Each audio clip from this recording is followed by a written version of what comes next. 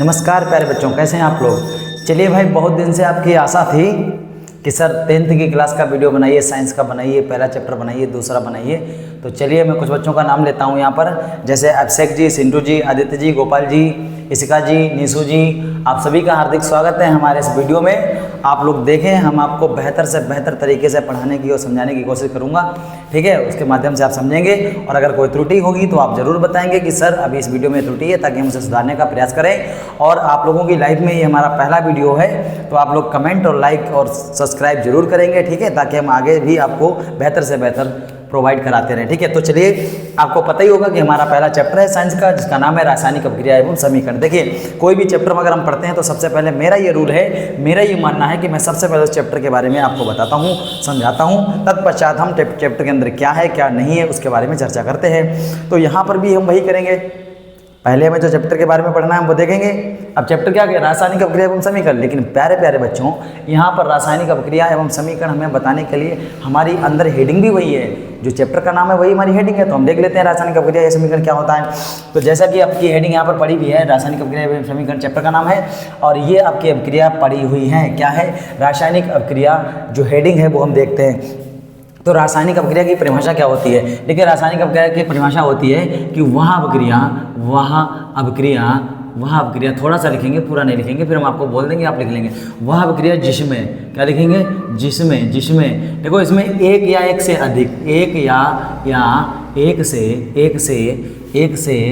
अधिक, एक भी हो सकता है और एक से अधिक भी हो सकते हैं, क्या, पदार्थ, एक से अधिक पदार्थ, ठीक है। वह अपक्रिया जिसमें एक या एक से अधिक पदार्थ परस्पर मिलकर, किताब की भाषा पे मत जाइएगा, आप अपनी भाषा देखिए।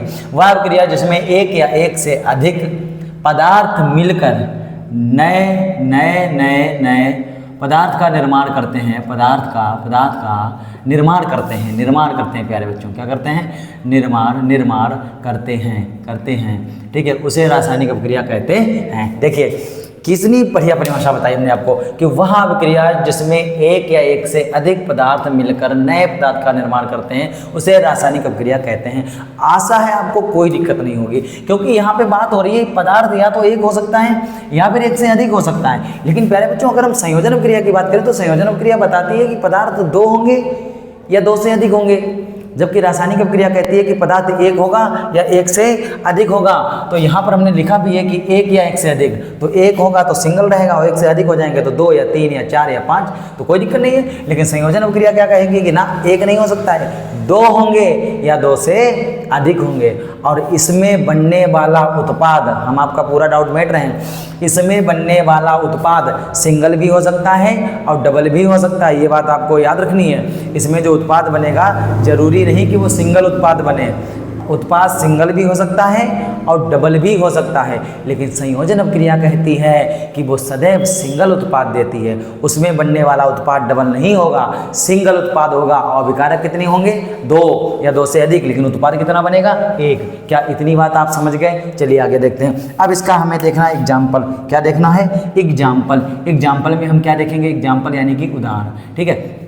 एग्जाम्पल में आप कोई भी ले लो, जैसे हमने ले ली 2mg plus O2 gives out 2mg plus O2 को मिलाएंगे तो बन जाएगा 2mgO। देखिए, हमने 2 अणु ले लिए मैग्नीशियम के, 2 अणु ले लिए ऑक्सीजन के, और इनको जब मिलाया, ये क्या है, मैग्नीशियम, ये क्या है, ऑक्सीजन, इनको जब मिला दिया तो मैग्नीशियम ऑक्साइड बन गया, जिसे धातु ऑक्साइड बोलेंगे प्यारे बच्चों। क्या बोलेंगे, मैग्नीशियम और ऑक्सीजन को जब हमने मिलाया तो हमारा मैग्नीशियम ऑक्साइड मिल गया, जिसे हम धातु ऑक्साइड बोलेंगे, क्या बोलेंगे, धातु ऑक्साइड। अगर आपको सेकेंड स्टेप चाहिए तो दूसरा ले लो। भाई, दूसरा एग्जाम्पल लेने के लिए हमने आपको कितने एग्जाम्पल कराए थे क्लास में, याद करिए। तो कोई सा भी एग्जाम्पल ले लेते हैं, आप बताइए अपनी स्वेच्छा से, आप कॉपी पर लिखिए और लीजिए और उनको बनाइए। अगर मान लो हम दूसरा कोई एग्जाम्पल ले भी लेते हैं, जैसे हमने दूसरा एग्जाम्पल ले लिया HCl, क्या ले लिया, HCl प्लस NaOH, ठीक है सर। ये क्या है, ये है अम्ल, जिसका नाम है हाइड्रोक्लोरिक अम्ल, ये हमारे पेट में पाया जाता है, और उसका नाम है कास्टिक सोडा, जो सोडियम हाइड्रोक्साइड है, ठीक है।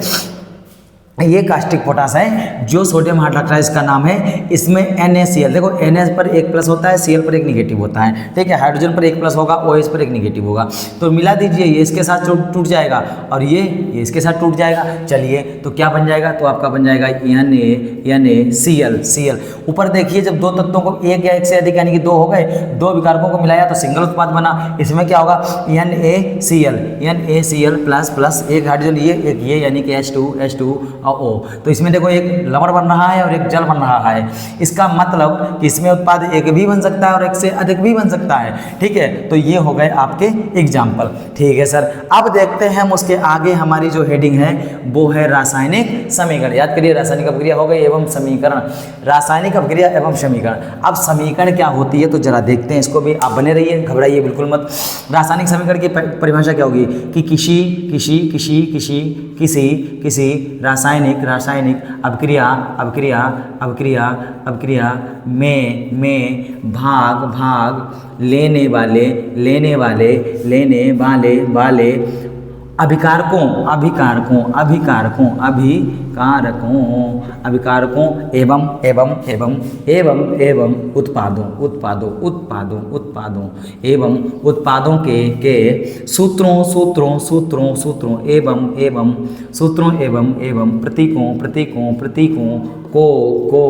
रासायनिक क्या हो गया, रासायनिक समीकरण कहते हैं, कहात है। वाह भाई वाह, मजा आ गया सर। क्या भाषा लिखाई है, किसी रासायनिक अभिक्रिया में भाग लेने वाले अभिकारकों एवं उत्पादों के सूत्रों एवं प्रतीकों को रासायनिक समीकरण कहते हैं। देखिए प्यारे बच्चों, घबराइए बिल्कुल मत। अभी हमने ऊपर जस्ट आपको ये दो रिएक्शनें कराई हैं, ठीक है सर। इसमें हमने देखा है कि एक तरफ ये वाला पदार्थ है, एक तरफ ये वाला पदार्थ है, जी सर। तो जो अभिक्रिया में भाग लेता है, जैसे ये दो आइटम, इनको हम बोलते हैं अभिकारक। क्या बोलेंगे, अभिकारक। याद रखें, जो अभिक्रिया में भाग लेगा वो कहलाएगा अभिकारक, जी सर, समझ गए। और उसके बाद में जो उत्पाद बनेगा, जी सर, उसे कहेंगे उत्पाद। जो भी पदार्थ बनेगा उसे कहेंगे उत्पाद। तो हमारा मैग्नीशियम प्लस ऑक्सीजन ये अभिकारक है और मैग्नीशियम ऑक्साइड ये उत्पाद है, जी सर, बहुत बढ़िया। अच्छा, इधर चले आएंगे तो HCl जो है वो अभिकारक है, NaCl ये भी हमारा उत्पाद है, और H2O ये भी उत्पाद है, जी सर, बिल्कुल सही सर, बहुत बढ़िया सर, ठीक है। तो इसमें क्या बता रहे हैं, किसी रासायनिक अभिक्रिया में भाग लेने वाले अभिकारकों एवं उत्पादों के सूत्रों एवं प्रतीकों को रासायनिक समीकरण कहते हैं। अब बेटा एक बात सुनो, इधर हमने जितने भी एग्जाम्पल लिए हैं उनको उठाओ, एग्जाम्पल के लिए थोड़ी देर के लिए उठा लीजिए, कोई बात नहीं, चलिए उठाते हैं। जैसे सबसे पहले हमने मैग्नीशियम लिया, क्या लिया, मैग्नीशियम, जी सर, मैग्नीशियम लिया। उसके बाद में हमने क्या लिया सर, उसके बाद में ऑक्सीजन ली थी सर, ऑक्सीजन ले ली सर। उसके बाद में क्या लिया सर आपने MgO लिया, क्या लिया, MgO छोड़ो, वो तो ले चुके, नीचे आ जाओ। इधर क्या लिया था, HCl लिया था सर, HCl लिया था। फिर क्या लिया था सर, NaOH लिया था, NaOH लिया था सर, जी सर। फिर क्या बना, फिर सर H2O बना सर, और क्या बना, और सर NaCl बना सर, क्या बना, NaCl। अब देखो प्यारे बच्चों, मेरे प्यारे विद्यार्थियों, ये जो आपका यमजी है इसका नाम है बेटा मैग्नीशियम। क्या नाम है, मैग्नीशियम।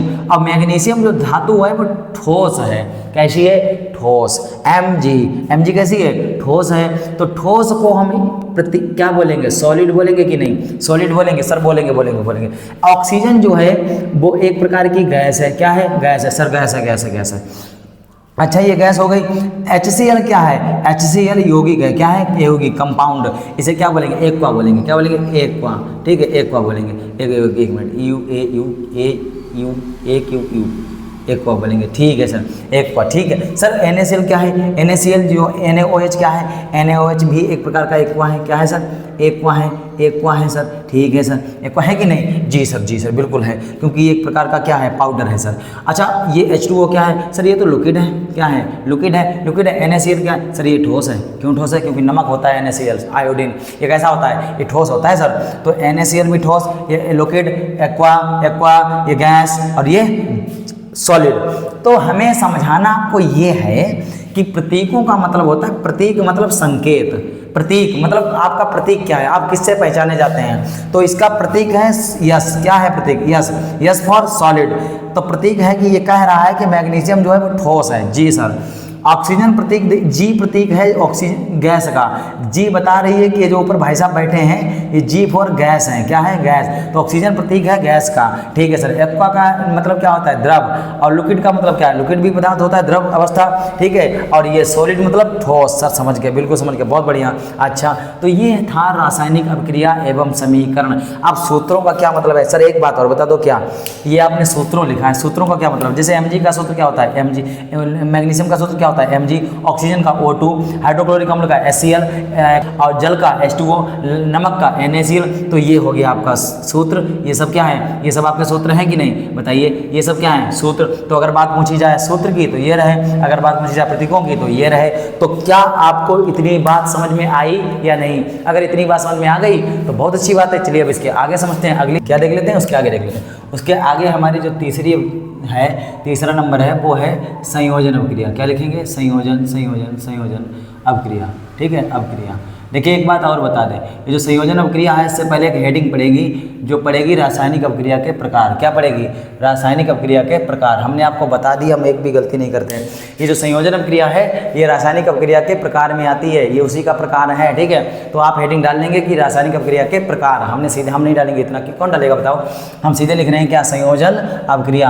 आप क्या लिखेंगे कि रासायनिक अभिक्रिया के प्रकार, और फिर लिखेंगे नंबर 1 संयोजन अभिक्रिया। अब संयोजन अभिक्रिया क्या कहती है, संयोजन अभिक्रिया जो है वो रासायनिक अभिक्रिया के थोड़े जस्ट अपोजिट चलती है। क्या, रासायनिक अभिक्रिया कह रही थी कि ऐसी अभिक्रिया जिसमें एक या एक से अधिक पदार्थ मिलकर के नए पदार्थ का निर्माण करते हैं उसे उत्पाद कहते हैं जी। और संयोजन अभिक्रिया बोलती है कि वह अभिक्रिया जिसमें 2 या 2 से अधिक पदार्थ मिलकर एकल उत्पाद का निर्माण करते हैं उसे संयोजन अभिक्रिया कहते हैं। बताइए, इसमें देखिए हम ट्रिक से लिख रहे हैं, वह अभिक्रिया, वह अभिक्रिया, अभिक्रिया, ठीक है, वह अभिक्रिया जिसमें पदार्थ कितने होंगे, 2 या 2 से अधिक होंगे। कितने होंगे, इसमें जो आपके अभिकारक होंगे वो या तो 2 होंगे या 2 से अधिक होंगे, और 2 से अधिक, लेकिन यहाँ पे लिखेंगे वट, लेकिन जो आपका उत्पाद बनेगा, क्या बनेगा, उत्पाद बनेगा, वो कैसा बनेगा, वो बनेगा एकल। कैसा बनेगा, एकल। तो सर आप इसकी परिभाषा बता दो, ये क्या बता रहे हो। तो परिभाषा आप वीडियो को रोकिए और लिखिए कि वह अभिक्रिया जिसमें 2 या 2 से अधिक पदार्थ परस्पर संयोग करके एकल उत्पाद का निर्माण करते हैं उसे संयोजन अभिक्रिया कहते हैं। वह अभिक्रिया जिसमें 2 या 2 से अधिक पदार्थ मिलकर के एकल पदार्थ का निर्माण करते हैं या एक नए पदार्थ का निर्माण करते हैं उसे हम संयोजन अभिक्रिया कहते हैं। समझ में आ गया? आ गया सर, आ गया। अब क्या देखेंगे, अब देखेंगे इसके एग्जाम्पल। क्या देखेंगे, एग्जाम्पल। इसमें हमें पदार्थ कितने लेने हैं, इसमें हमें पदार्थ लेने हैं 2, और बनाना कितना, 1। तो हम ले ले कार्बन, जी सर ले लो, और प्लस ऑक्सीजन ले लो सर, ले लो। कार्बन और ऑक्सीजन, ये क्या है, कार्बन और ये क्या है, ऑक्सीजन। इसका जब संयोग करेंगे, इसकी क्रिया कराएंगे तो कार्बन डाइऑक्साइड बनेगी। अब कारक कितने हैं, 1 और 1 2, और उत्पाद कितना बना, सिंगल। दूसरा लेंगे N2 2 प्लस 3H2 तो इधर क्या बन जाएगा, इधर बन जाएगा 2 2NH3 बन जाएगा, ठीक है। अब बताइए यहाँ पे ले लिया हमने N2 प्लस 3H2 तो क्या बन गया 2NH3। देखिए इधर नाइट्रोजन कितने हैं 2, इधर कितने हैं 2, हाइड्रोजन 3 दूनी 6, हाइड्रोजन 3 दूनी 6, तो वैलेंसी भी हमारी बराबर है। हालांकि नेक्स्ट वीडियो में हम आपको समीकरण संतुलित करना भी सिखा देंगे, ठीक है। अब ये था हमारा संयोजन अभिक्रिया का एग्जाम्पल, जिसमें कितने उत्पाद मिल रहे थे, एग्जाम्पल मिल रहे थे हमारे 2, और कितना सिस्टम बन रहा था, एक और ले लेते हैं, CaO प्लस CO2। देखिए एक एग्जाम्पल ये हो गया, एक अभिकारक ये हो गया और एक अभिकारक ये हो गया। इन दोनों को जब हम मिला देंगे तो क्या बन जाएगा बताइए, कार्बन तो Ca कैल्शियम रहेगा, CaCO3 Ca कैल्शियम CO3 तो क्या बन गया CaCO3। अब देखो इधर कितना है 2, कितना है 2, कितना बना 1, कितना है 2, कितना बना 1, कितना है 2, कितना बना 1। तो क्या आपको किसी प्रकार का कोई डाउट है या किसी प्रकार का कोई डाउट होना चाहिए? नहीं सर, बिल्कुल नहीं। बहुत बढ़िया।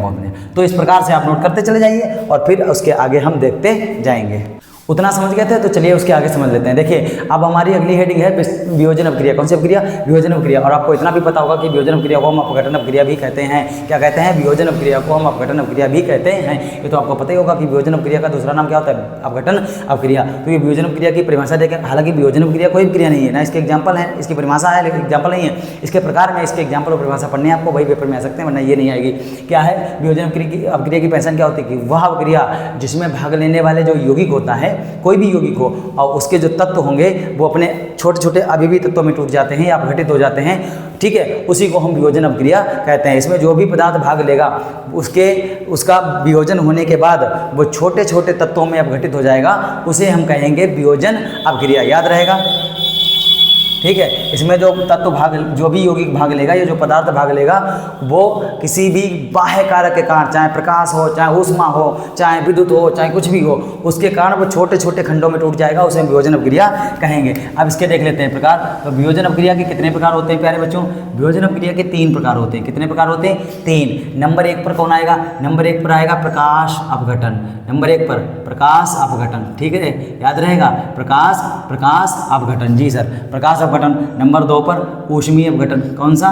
ऊष्मीय अपघटन, ऊष्मी अपघटन, ऊष्मी अपघटन, ठीक है, ऊष्मी अपघटन। नंबर 1 पर आपका प्रकाश अपघटन था। नंबर 2 पर ऊष्मी अपघटन। नंबर 3 पर रहेगा विद्युत अपघटन। कौन रहेगा? विद्युत अपघटन, ठीक है। ये है आपका क्या है? पहले नंबर पर है प्रकाश अपघटन, दूसरे नंबर पर विद्युत अपघटन मतलब ऊष्मा अपघटन, और तीसरे नंबर पर विद्युत अपघटन। तो ये होता क्या है जरा ये समझिए भाई। वियोजन का मतलब होता है जब कोई अभिक्रिया संपन्न होगी तो उसमें जो भाग लेगा अभिकारक, उसके जो यौगिक के तत्व होंगे वो छोटे छोटे तत्वों में टूट जाएंगे, उसे हम क्या कहेंगे? वियोजन अपक्रिया कहेंगे। वियोजन अपक्रिया को अपघटन अपक्रिया भी कहते हैं। और अपघटन अपक्रिया 3 प्रकार की होती है, प्रकाश अपघटन, ऊष्मीय अपघटन, विद्युत अपघटन। और प्रकाश अपघटन की परिभाषा क्या होगी? देखिए परिभाषा हम लिखेंगे नहीं, आप लिख लीजिए कि वह अपक्रिया जो प्रकाश की उपस्थिति में अपघटित हो जाती है उसे प्रकाश अपघटन कहते हैं। क्या बताया? वह अपक्रिया जो प्रकाश की उपस्थिति में अपघटित हो जाती है उसे प्रकाश अपघटन कहते हैं। और वह अपक्रिया जो ऊष्मा की उपस्थिति में अपघटित हो जाती है उसे ऊष्मीय अपघटन कहते हैं। और वह अपक्रिया जो विद्युत की उपस्थिति में अपघटित हो जाती है उसे विद्युत अपघटन कहते हैं। याद हो गया? जी सर। प्रकाश बताइए, प्रकाश की उपस्थिति में अपघटित होने वाली अपक्रिया को प्रकाश अपघटन कहते हैं, या वह अपक्रिया जो प्रकाश की उपस्थिति में अपघटित हो जाती है उसे प्रकाश अपघटन कहते हैं। इसका एग्जांपल लिखाइए फटाफट सर। एग्जांपल इसका लिख लो AgCl। AgCl को जब हम प्रकाश में रखेंगे तो इससे क्या होगा? ये Ag प्लस Cl के रूप में टूट जाएगी। इसीलिए इसे हम खुले प्रकाश में नहीं रखते क्योंकि इसका नाम होता है हार्न सिल्वर। AgCl को क्या बोलते हैं? Horn silver. पेपर में आ रहा है प्रतिवर्ष की हार्न सिल्वर का उदाहरण है, तो AgCl लगाना है। क्या लगाना है? AgCl को हम हार्न सिल्वर बोलते हैं। तो प्रकाश की उपस्थिति में अपघटित होने वाली अपक्रिया को प्रकाश अपघटन कहते हैं। इसका एग्जांपल है AgCl। विद्युत की उपस्थिति में अपघटित होने वाली अपक्रिया को हम विद्युत अपघटन कहते हैं। और इसका एग्जांपल क्या होगा? इसका एग्जांपल बताइए भाई। इसका एग्जांपल कौन बताएगा? देखिए आपको मैंने इसका एग्जांपल विवेक कराया है और आप अगर भूल रहे हैं तो बोलते रहिए। इसका एग्जांपल हमने क्या कराया था? CaCO3, ये इसका एग्जाम्पल है। क्या है? ये इसका एग्जाम्पल है। अब इस पर जब ऊष्मा डालेंगे तो ये क्या है? CaO प्लस CO2, ये इस रूप में टूट जाता है। CaO प्लस CO2 इस रूप में टूट जाता है, ठीक है। ये कहलाता है आपका ऊष्मीय अपघटन, ठीक है। अगला क्या है? अगला है विद्युत अपघटन। तो इसमें क्या है? प्रकाश की उपस्थिति में होने वाली अपक्रिया प्रकाश अपघटन, और विद्युत की उपस्थिति में होने वाली विद्युत अपघटन, और ऊष्मा की उपस्थिति में ऊष्मीय अपघटन। इसका एग्जाम्पल क्या होगा? इसका एग्जाम्पल होगा H2O। इसमें जब हम वो विद्युत प्रवाहित करते हैं तो H प्लस और प्लस OH निगेटिव में टूट जाता है, और ये ऊष्मीय अपघटन, ये प्रकाश अपघटन। तो आशा है आपको समझ में आ ही गया होगा कि प्रकाश की उपस्थिति में अपघटित होने वाली अपक्रिया को प्रकाश अपघटन कहते हैं। उसका एग्जांपल हो गया AgCl। और ऊष्मा की उपस्थिति में अपघटित होने वाली अपक्रिया को ऊष्मीय अपघटन कहते हैं। उसका एग्जांपल हो गया CaCO3 gives out CaO plus CO2। और विद्युत की उपस्थिति में अपघटित होने वाली अपक्रिया को विद्युत अपघटन कहते हैं। उसका example H2O gives out H plus OH minus. क्या इतनी बात आप समझ गए? इतनी बात समझ गए तो नोट करिए, बने रहिए, आगे का हम नेक्स्ट वीडियो में प्रोवाइड करा देंगे। तब तक के लिए धन्यवाद।